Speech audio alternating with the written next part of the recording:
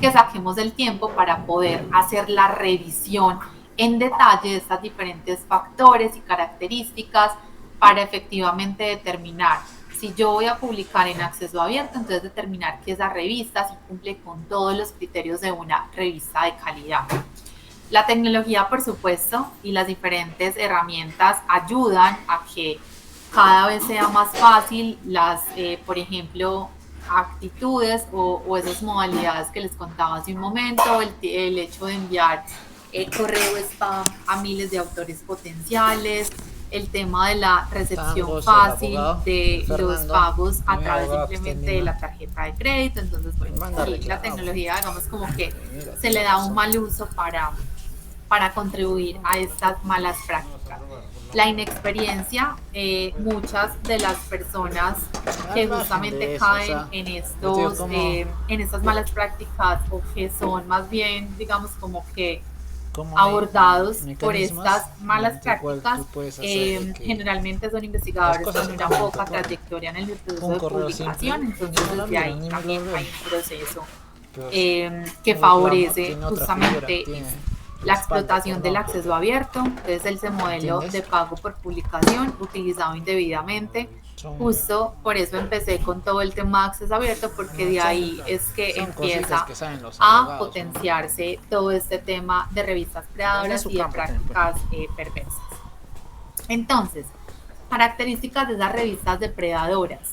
Información falsa o engañosa, entonces lo que le decía, falsos factores de impacto, direcciones incorrectas, falsas representaciones del consejo editorial, falsas afirmaciones sobre la indexación.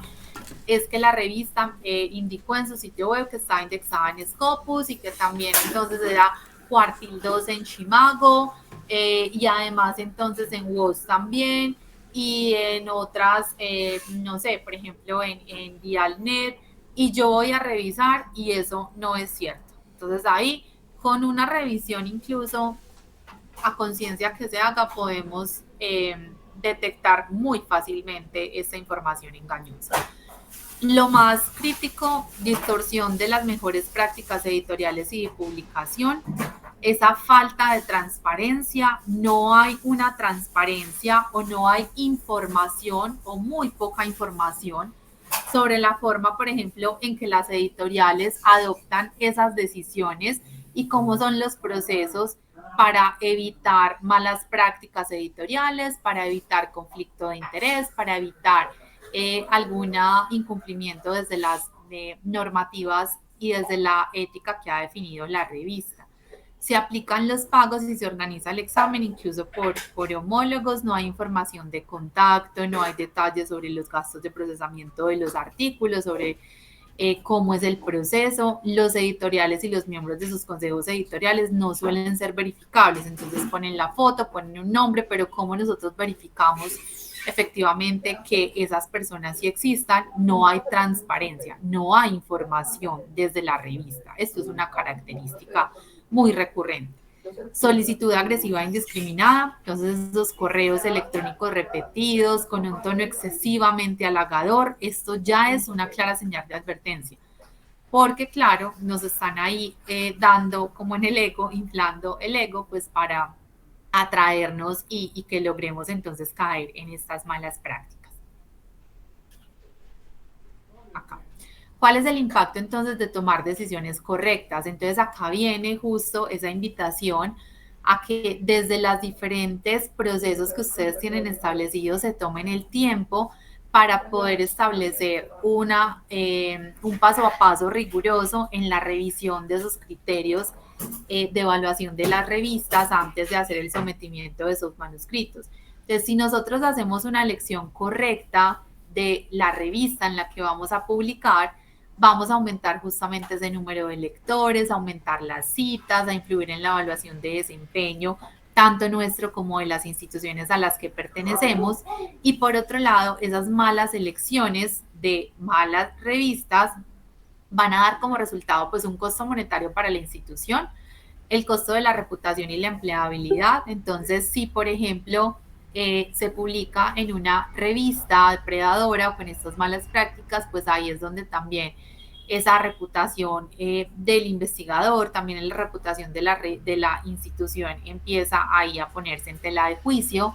Esa investigación y la financiación se desperdician porque si nosotros ya sometimos un manuscrito a una revista, no podemos someterla a otra. Eso justamente hace parte de la declaración ética que nosotros hacemos como autores al momento de someter nuestros manuscritos. Entonces, ojo, porque yo cuando publico en una revista depredadora, cuando someto incluso un documento a una revista predadora, pues es un documento que yo ya no podría pues entrar a someter a otra revista, a no ser pues que se logren, digamos, como aclarar todos los impases.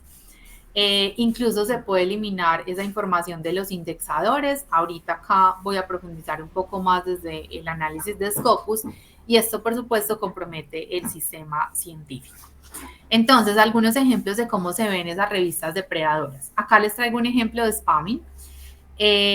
Acá, entonces, nosotros vemos que dice, querido Mr. Doctor, lo que sea, y dan acá entonces las gracias en nombre de la revista. Pues desde acá no es, digamos, como que hasta ahora fácil distinguir si es una revista real, una revista, una editorial genuina, pues nos están dando un nombre. Pero yo a partir de acá pues ya tengo una información inicial para irme a los indexadores, para irme directamente al sitio web y conocer si es real o no la existencia, la información que está indicando. La mayoría de estas personas y entidades pues son incluso de países de ingresos bajos o medios, pero a menudo reclaman direcciones en Estados Unidos y Reino Unido. A menudo se incluyen saludos muy halagadores. Esto, como les digo, es una alerta bastante grande. Y se indica que, por ejemplo, está indexado en diferentes indexadores. Entonces acá, pues incluso indexadores que a veces ni siquiera ponen una lista tan larga que a veces incluso son indexadores que ni siquiera existen. Y no se proporciona información académica sobre el editor, el personal o los miembros del comité de revisión. Siempre el editor en jefe, cuando ustedes han sometido manuscritos, nos llega justamente ese correo del editor en jefe y nos llega toda la información de contacto del editor en jefe para nosotros poder hacer alguna comunicación con él, alguna reclamación, y dejan incluso establecido también ese protocolo de comunicación con ellos. Entonces, en este caso, no se proporciona la información. Este es un ejemplo ya de hace un tiempo y era la International Journal of Economics, Finance and Management. Esta revista pues tuvo unas desviaciones de las mejores prácticas, como un sitio web que no es profesional. Si ustedes ven, incluso son son una iconografía pues como genérica. Esto no tiene acá ningún desarrollo como tal de una identidad de revista. Hay caracteres que nosotros llamamos como basuras que indican ese copy y paste de otros sitios. Hay gramática descuidada. Por ejemplo, acá se está usando un acrónimo como nombre a una revista que ni siquiera coincide. No hay información de contacto. Cuando vamos a ver la información acá de contacto, no existe. Simplemente nos dan un correo genérico, pero no hay información de contacto. Y acá entonces dice que es financiada por algunas organizaciones gubernamentales. ¿Cuáles son esas organizaciones? No están claramente identificadas. Entonces es información que no es clara, que recuerden que esas son una de las características también de revistas predadoras. Global Journal of Advanced Research, desviación de las mejores prácticas, sitio web poco profesional, una imagen genérica de biblioteca, hay información falsa o engañosa. Acá tenemos Impact Factor, que acá supuestamente tenemos unas métricas de revistas. Impact Factor ICB. ¿Cuál es esta métrica ICB? No la conozco. Índices falsos, esta es un índice falso. Acrónimo también engañoso. Ahorita, bueno, por acá. Nombres falsos, equipo editorial falso. Este equipo editorial falso, por ejemplo, se nota que son imágenes justamente tomadas de la web. Y si nosotros vamos a verificar esta información, pues es información que no es real. Y como les digo, los perfiles no se pueden verificar. No hay información de contacto ni la posibilidad de tener esa verificación. Supuestamente, entonces, como yo les decía, la revista está en todos estos indexadores, pero pues incluso hay algunos que ni siquiera es posible verificar. Aceptan todo tipo de artículos, cualquier, o de manuscritos más bien, un amplio pues como alcance, y también como les contaba, pues acá no es posible verificar la información. Este caso sí es una revista real, que es la revista justamente técnica de la Facultad de Ingeniería de la Universidad del Zulia, una revista que desafortunadamente fue secuestrada y posteriormente clonada. Entonces la revista, esta es la revista original, y acá tenemos el sitio web de esa revista del sitio web clonado. Y es acá entonces donde miren que también incluso nos dicen Impact Factor y SNP o Impact Factor SJR, ¿cierto? Entonces esto, si nosotros sabemos y conocemos desde las métricas, ya desde acá tenemos una sospecha bastante alta. Cuando una revista justamente se indexa en Scopus, y cuando tenemos una métrica, recuerden acá muy importante, para una revista tener un cuartil desde Shimago, lo que hace Shimago es que toma la información de Scopus y a partir de allí es que hace el cálculo como tal de su métrica para ubicar a la revista en un cuartil en particular. Entonces nosotros vayámonos directamente a un Scopus, vayámonos directamente a un SJR para validar esta información. Entonces, ¿qué hacer en este caso? Pues lo primero son chequeos, evitar, como yo les decía, esas listas de entidades sospechosas o malintencionadas. Se da información incluso irresponsable, se llegan a conclusiones irresponsables sin conocer muy bien cuáles son esas implicaciones. Entonces, vayámonos a listados confiables, como listados, por ejemplo, de Scopus, listados de Shimago, que es lo que les mencionaba, y Scopus entonces como herramienta de búsqueda. Entonces, Scopus como indexador. Scopus nosotros podemos hacer la búsqueda por título, por área de conocimiento, por editorial o por identificador. Y nosotros vamos a poder visualizar las métricas de la revista, las áreas en las que se encuentra clasificada, los cuartiles de Scopus, el tiempo de cobertura en Scopus y el listado de contenido. Entonces, esto es lo que nosotros tenemos que validar en Scopus, porque, ojo, hay revistas que se indexan en Scopus y luego empiezan a tener malas prácticas editoriales. Y ya les voy a contar justo cómo es ese proceso de revisión o de monitoreo y de curación continua. Cuando hay alguna alerta, desde el proceso de monitoreo, desde curación, la revista entra en reevaluación. Y si se demuestra por parte del Consejo Asesor y Selector de Contenido de Scopus de que en el último año justamente la revista cayó en esas malas prácticas editoriales, no solamente la revista entra en reevaluación y ya no se publica el contenido, sino que si ese contenido se vio comprometido, va a ser retirado de Scopus. Entonces, para que también lo tengamos en cuenta, y ya les voy a mostrar. Enfocado en revistas de más de 7.000 editoriales del mundo. Entonces acá encontramos revistas pues, tanto de editoriales privadas como editoriales universitarias. Por acá sentí que levantaron la manito. Sí, Yuri Félix, adelante con tu pregunta. Sí, buenas tardes, disculpe la interrupción. Justo No, sobre eso, hay revistas que se ha visto el incremento 700, un año después 800, o sea, hay un incremento, pero de pronto saltaron a 3000, al año siguiente 5000 artículos, al año siguiente 10.000 artículos, y se mantienen allí, ¿no? Entonces, no sé si pongo una revista, por ejemplo, doy el nombre o no, pero ¿sí? ¿cuánto tiempo demoran en todo caso el consejo? O sea, eso es una revista este, mm, observada, pero sin embargo vemos que después de 3 4 años no la observan. Entonces, ¿qué hacer con esas revistas? ¿Doy el nombre, por ejemplo, de esa revista o no? Sí, es una revista que estuvo o está indexada en Scopus. Está indexada, por ejemplo, Helion si Ajá, revisamos, sí. tiene eso, ¿no?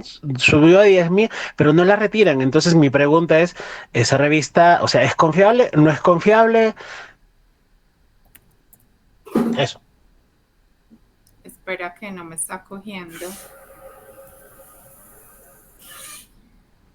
Listo, entonces mira, que ya les voy a contar justamente cuáles son esos criterios, Félix, y ese proceso que justamente lleva a cabo el Consejo Asesor y Selector de Scopus, de contenido de Scopus.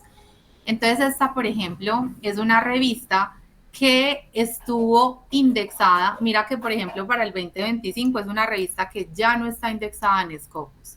Se indexó en 1984 y estuvo indexada en Scopus desde el 2002 hasta el año 2024. Es decir, a partir de 2024 la revista ya no se indexó más acá en Scopus. Entonces, si yo me voy a ir y voy a publicar en la revista para 2025, para 2026, pues la revista ya no está dentro de Scopus como tal. ¿Listo? Espérenme que me voy a volver acá. Dale, Yuri. Perdón, no era Helios, era Helion. Ah, ok. Espérame, entonces me devuelvo. Heli. Oh, ¿me la deletreas, porfa? Sí, Ah, ya la vi. H-E-L. Esta por acá. Esta por acá. Esta. Listo. Entonces, mira, es una revista, es esta, ¿cierto? Sí, esa es. Ah, listo, perfecto. Entonces, mira, es una revista que se indexó inicialmente en el 2015 y efectivamente continúa indexada para 2025. ¿Listo? Ya les voy a contar, justo por lo que tú decías, cuáles son esos criterios de revisión que tiene en cuenta el Consejo Asesor y Selector de Scopus para entrar a reevaluar una revista. Pero por ahora, con las revisiones que se han hecho por parte del Consejo Asesor y Selector de Contenido de Scopus, no se ha encontrado dentro de las revisiones que haya algún detonante o alguna razón para que la revista salga del indexador. ¿Listo?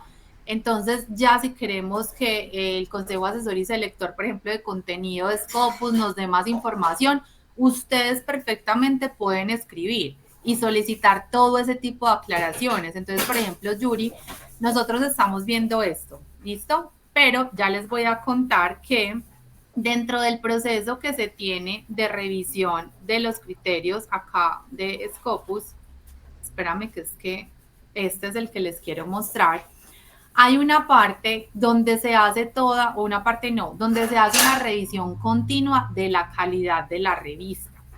Acá nosotros como usuarios podemos hacer una retroalimentación directa al Consejo Asesor y Selector de Contenido de Scopus sobre lo que nosotros estemos identificando como una mala práctica a nuestra, digamos como que a nuestro criterio. Entonces ponemos en alerta al Consejo Asesor y Selector de Scopus para que ellos entren a evaluar si efectivamente esto sí está incurriendo en un desempeño bajo o en alguna afectación en las prácticas editoriales de la revista. ¿Listo? Entonces, para que lo tengas en cuenta. Pero hasta acá, aún con lo que tú estás diciendo, la revista sigue indexada en Scopus. De hecho, si nosotros miramos acá, cuando dice Scopus Content Coverage, vamos a ver entonces lo que tú estabas mencionando. Acá entonces, por ejemplo, es una revista que tiene 10.000, que publicó 17.000, que para lo que va del 2025 son 2.833. Entonces, ¿qué es lo que seguramente está revisando el Consejo Asesor y Selector de Contenido de Scopus? Primero, que sí se cumpla con la periodicidad de la publicación, que no sé en este caso de la revista cuál es, y acá, en este caso, por ejemplo, este aumento puede estar debido a ediciones especiales, pero que si siguen en aumento así desproporcionado, pues sí, para nosotros es una alerta, como te digo, es súper válido y es de hecho muy importante que ustedes hagan como tal ese feedback y esa retroalimentación al Consejo Asesor y Selector de Contenido, porque nosotros hacemos parte también de esos grupos focales que llevan información para alertar sobre potenciales prácticas que no van justamente con esas directrices y criterios. ¿Listo? Pero desde acá, desde lo que estamos viendo, efectivamente es una revista que hasta el día de hoy sigue indexada como tal en Scopus. ¿Listo? Entonces no sé si de pronto ahí como que logré resolver esa consulta que me hacías. Sí, sí, claro. O sea, pero mi pregunta es, ¿el crecimiento de esa manera es válido entonces en las revistas? No es un problema. Esa es mi duda principalmente. Exacto, pero ahí es donde justamente tenemos que entrar a validar esos crecimientos porque se dan. Entonces los crecimientos se dan, por ejemplo, lo que te decía, una de las razones puede ser ese aumento en las ediciones especiales, pero siempre la revista tiene también que dejar la información clara en su sitio web. Y en este caso, por ejemplo, seguro el Consejo Asesor y Selector de Contenido de Scopus ha hecho las revisiones de ese aumento, lo que tú dices, porque sí es un aumento bastante desproporcionado, por decirlo así, en el número de publicaciones, principalmente de los años que veíamos 2023 y 2024. Pero si el Consejo Asesor y Selector hizo la revisión y continúa indexada, es porque los criterios de evaluación que ellos están contemplando se siguen manteniendo para asegurar la calidad del contenido y las buenas prácticas editoriales. ¿Listo? Entonces, por eso es importante que analicemos como todos estos criterios. Vamos y revisamos entonces primero, que efectivamente esté acá, que esté el contenido, que esté primero acá el año justamente en curso, que no aparezca. Yo acá les traía un ejemplo. Por ejemplo, miren esta revista, International Journal of Electrical and Computer Engineering, estuvo hasta 2025, estamos en 2025, pero dice discontinuada de Scopus, porque al momento o en el mes que se le notificó a la revista que había incurrido en alguna de las afectaciones a los criterios de evaluación, ya con eso y con la verificación que hizo el Consejo Asesor y Selector de Contenido de Scopus, a partir del mes que se le notificó, ya no se va a subir ningún contenido a Scopus de lo que publique la revista. ¿Listo? Entonces, esto, si nosotros necesitamos saber cuál fue el mes, sí nos tenemos que dirigir directamente a la revista o en este caso a la editorial, que es este instituto, para conocer cuál fue el mes. ¿Listo? Entonces ahí para que también lo tengas en cuenta. Y vete también, o váyanse, perdón, también al sitio web donde dice, que ya se los voy a dejar de pronto para los que no lo tengan, en donde podemos descargar el listado de títulos y conocer cuáles son los criterios de la reevaluación, que son los que les quiero contar acá de manera rápida, pues antes de irme del espacio. Entonces se los voy a dejar acá.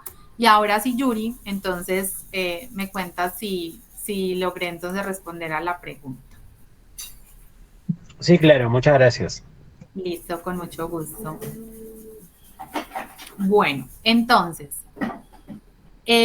acá de forma rápida contarles un poquito. Estos son los criterios que son transparentes porque siempre están disponibles en el sitio web de Scopus para hacer la revisión de las diferentes revistas. Entonces, el Content Selection and Advisory Board, que es el que les digo que es ese consejo asesor y selector de contenido de Scopus, ha creado una combinación de 14 criterios clasificados en 5 categorías, que son los que se evalúan al momento de indexar la revista, pero también en el momento de la monitoreo y de la curación de la revista.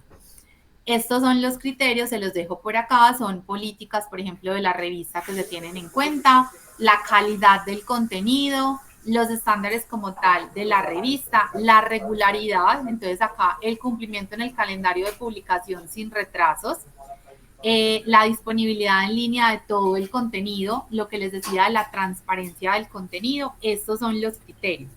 Y este proceso entonces se hace a lo largo del año y se hace justo cada año. A lo largo del año se hace un monitoreo. Entonces ese monitoreo que aborda una retroalimentación directa de los diferentes usuarios, nosotros somos usuarios, o los diferentes grupos focales, hay también personas que hacen parte de esos grupos focales, La identificación, por ejemplo, de desempeño pobre o desempeño bajo de las revistas, Scopus tiene definidas unas métricas para evaluar la revista y también hacer un benchmark con otras revistas que estén clasificadas en las mismas áreas de conocimiento para hacer una comparación del desempeño.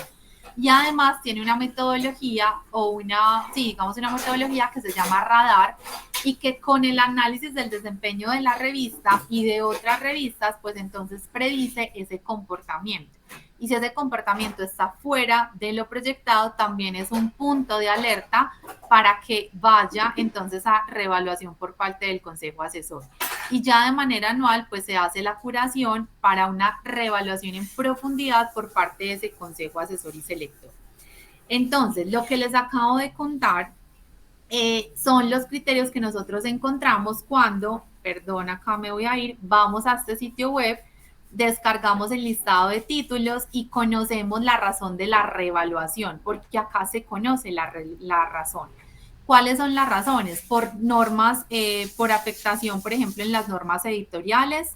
Entonces, en este caso, por ejemplo, si hay una evaluación directa del Consejo Asesor y Selector, o si hay comentarios directos de los usuarios o de los stakeholders, se investigan esas preocupaciones sobre las normas de publicación o sobre la ética de la publicación de la revista o la editorial. Y si esas preocupaciones están justificadas, ahí es cuando se marcan las revistas para una reevaluación, que esto es un proceso continuo, es decir, esto se da de manera permanente durante todo el año.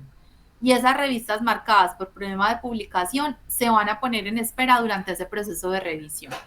Entonces, cuando nosotros nos veamos en este listado Concerned Publication, es porque tiene que ver justamente con alguna afectación dentro de las normas de publicación o dentro de la ética de la publicación de la revista, y por eso entró a reevaluación.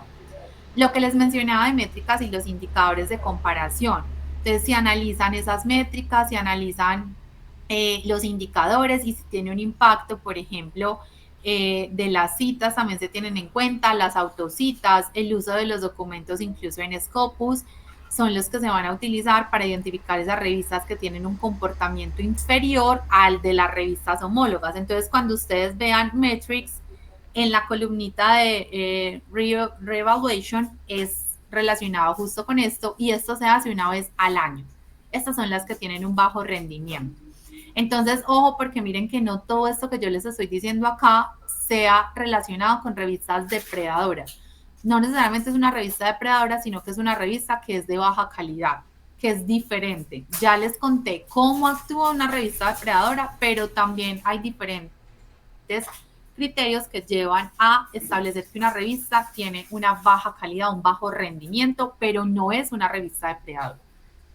La herramienta radar, que es la que les contaba, un rendimiento atípico, entonces va a aparecer ahí en Reevaluation Reasons, va a aparecer radar, y ya la curación continua. Entonces, Continue Curation, cuando el Consejo Asesor y Selector de Contenido de manera anual hace la evaluación, siempre lo va a hacer de manera anual para las revistas y encuentra alguna afectación como tal en esos criterios. ¿Listo? Entonces, recuerden, revista depredadora, aceptan artículos para su publicación junto con el pago de los autores sin realizar los controles de calidad prometidos para temas como el plagio o la aprobación ética. ¿Listo? Ahí esto lo tomamos de la definición de Predatory Journal de Nature.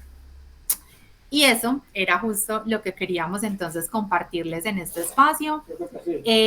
Acá entonces les voy a mostrar cuando descargamos, que justo lo hemos estado descargando mucho por las solicitudes que nos han estado haciendo.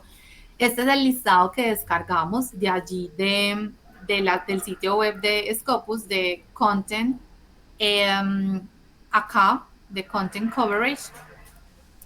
Entonces, esto es lo que nos va a abrir. Ojo, acá tenemos varias opciones. La primera pestañita es la que nos dice Scopus Source hasta septiembre, porque cada mes ingresan y salen títulos de Scopus. Esto siempre ha sido así. No es que apenas esté pasando, todo el tiempo es así. Cada mes entran y salen títulos de Scopus. Entonces acá en esta primera parte vamos a ver el listado total de títulos que están o que estuvieron en Scopus, si están activos o si están inactivos, y la cobertura. Acá los que se aceptaron en septiembre y el listado de discontinuados. Acá es donde yo les mencionaba en esta columna la F, Reasons for Reevaluation. Entonces acá era donde yo les decía un comportamiento fuera de lo normal, temas relacionados con la publicación, curación continua, métricas. Esto es lo que justo les decía yo a ustedes. Entonces, ojo, porque una revista no entra a reevaluación solo o únicamente por ser revista predadora. Una revista entra también por una baja calidad, una disminución en su rendimiento. ¿Listo? Entonces, ahora sí, escucharlos si hay alguna otra pregunta. Y disculpen acá que me pasé estos 4 minuticos, pero creo que era importante como también mostrarles esta última parte. Entonces, profes, cuéntenme si tienen alguna otra pregunta para poder apoyarlos justamente con la resolución de la misma.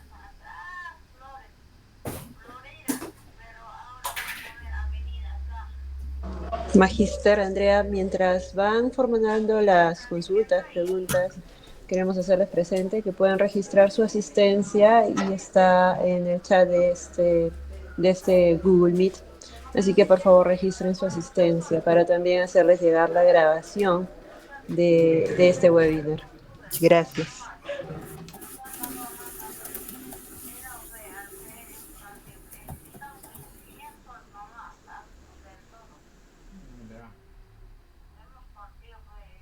Listo. Entonces, si no hay preguntas, sí les agradezco que igual a través de una reacción nos cuenten si la información les pareció valiosa, si la información les pareció útil.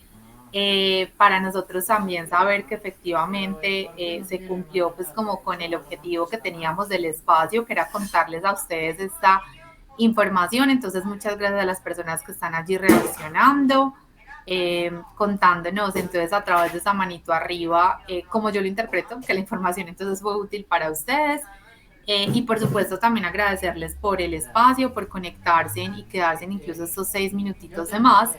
Y estamos completamente disponibles. Les voy a dejar mi correo electrónico a través del chat para que por favor cualquier duda que ustedes tengan relacionada con este tema me puedan escribir para poderlos orientar. ¿Listo? Entonces ya les dejo por acá mi correo electrónico para poder entonces acompañarlos en cualquier resolución de dudas que haya posterior a la sesión. ¿Listo? Laura, entonces darte las gracias por el espacio y que tengan un feliz fin de semana. A usted las gracias, Magistra Andrea, por su valiosa información que nos ha enviado, nos ha brindado el día de hoy, ¿no? También nuestro agradecimiento a todos los presentes, investigadores, docentes, estudiantes y personal administrativo, por su interés y compromiso con el desarrollo de una investigación responsable. Y entonces damos por culminado el presente webinar. Muchas gracias a todos y buenas tardes. Buenas tardes con todos.